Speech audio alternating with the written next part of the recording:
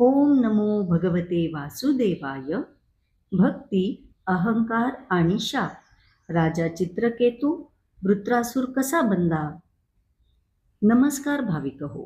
तुम्हाला माहीत आहे का, एका महान विष्णू भक्ताला साक्षात माता पार्वतीच्या शापामुळे असुर योनीत जन्म घ्यावा लागला होता. पण का? आज आपण पाहणार आहोत शूरसेन देशाचा राजा चित्रकेतू याची अत्यंत अद्भुत कथा. या कथेतून आपल्याला शिकायला मिळेल की जीवनात भक्ती हे नेहमी अहंकारापेक्षा मोठी असते. शूरसेन देशाचा चक्रवर्ती सम्राट राजा चित्रकेतू हा अतिशय यशस्वी आणि ऐश्वर्य संपन्न राजा होता.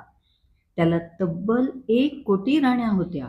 पण एवढे सगळे असूनही त्याला वारस नव्हता, याची त्याला मोठी खंत होती. एके दिवशी त्याच्या राजवाड्यात महर्षी अंगिरा आले. त्यांनी राजाला पुत्रप्राप्तीचा आशीर्वाद दिला, पण जाताना एक इशाराही दिला की हा पुत्र तुला हर्ष आणि शोक दोन्ही देईल. महर्षींच्या आशीर्वादाने राजाची मोठी राणी कृतद्युती हिच्या पोटी एक सुंदर पुत्र जन्माला आला. परंतु दुर्दैवाने इतर राण्यांच्या मनात मत्सर निर्माण झाला आणि त्यांनी त्या निष्पाप लहानग्या राजपुत्राला विष देऊन मारून टाकले. आपल्या एकुलत्या एक पुत्राचा मृत्यू पाहून राजा आणि राणी दुःखाने वेडेपिशे होऊन विलाप करू लागले. नेमक्या याच वेळी कथेचा टर्निंग पॉइंट येतो. राजाला जीवनाचे सत्य समजावण्यासाठी तिथे देवर्षी नारद आणि महर्षी अंगिरा येतात. त्यांनी आपल्या तपोबलाने त्या मृत बालकाच्या आत्म्याला बोलावले. तेव्हा तो आत्मा म्हणाला, कोण कोणाचा पिता आणि कोण पुत्र?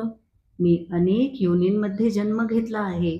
आपण सर्वजण केवळ काळाच्या प्रवासातील एक सोबती आहोत. हा उपदेश ऐकून चित्रकेतूला खऱ्या वैराग्याची प्राप्ती झाली. त्याने तत्काळ संन्यास घेतला आणि भगवान संकर्षणाची अत्यंत कठोर तपश्चर्या करून तो एक महान विद्याधर बनला. पण भाविक हो, खरी कसोटी पुढेच होती. एकदा विद्याधर झालेला चित्रकेतू भगवान विष्णूंनी दिलेल्या एका तेजस्वी विमानाने आकाशात विहार करत होता. फिरत असताना तो कैलास पर्वतावर गेला. तिथे त्याने पाहिले की भगवान शंकर माता पार्वतीला मांडीवर बसवून ऋषी मुनींच्या सभेत प्रवचन देत आहेत. हे दृश्य पाहून चित्रकेतूला आपल्या जितेंद्रिय असण्याचा थोडा अहंकार झाला आणि तो हसून उपहासाने म्हणाला, अहो, जगाचे गुरु असूनही हे महादेव सभेत असे पत्नीला जवळ घेऊन बसले आहेत. त्यांचा हेतू वाईट नव्हता, पण त्यांच्या त्या बोलण्यात एक सूक्ष्म अहंकार लपलेला होता. हे ऐकून भगवान शंकर तर केवळ हसले, पण माता पार्वतीला चित्रकेतूचा हा उद्दामपणा अजिबात आवडला नाही.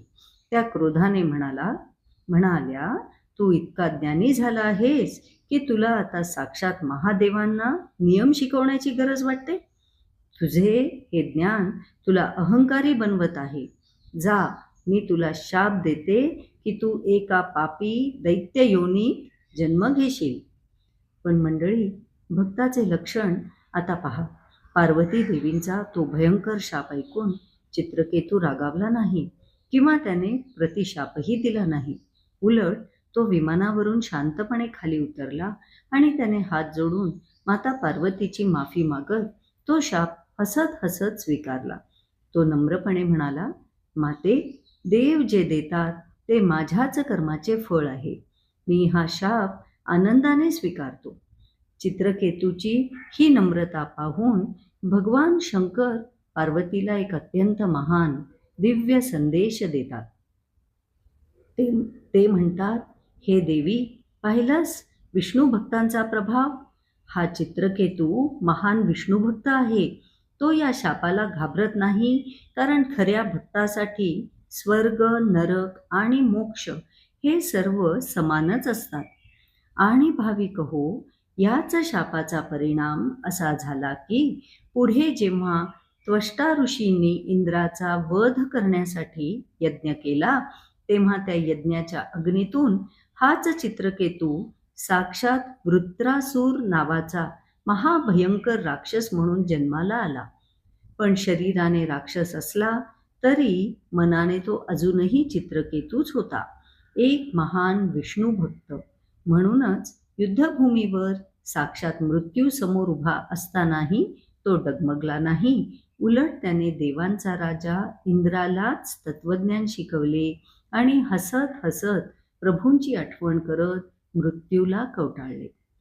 मंडळी, ही कथा आपल्याला सांगते की भक्ती ही कायम अहंकारापेक्षा मोठी असते. भक्ती कधीही वाया जात नाही. ती असुर योनीत जन्मूनही जीवाचे कल्याणच करते. चित्रकेतूची ही अद्भुत कथा तुम्हाला कशी वाटली? कमेंट्समध्ये ओम नमो भगवते वासुदेवाय नक्की लिहा. व्हिडिओ आवडला असेल तर लाईक आणि शेअर करा आणि अशाच रसाळ कथांसाठी चॅनलला सबस्क्राईब करायला विसरू नका. धन्यवाद. जय श्री कृष्ण.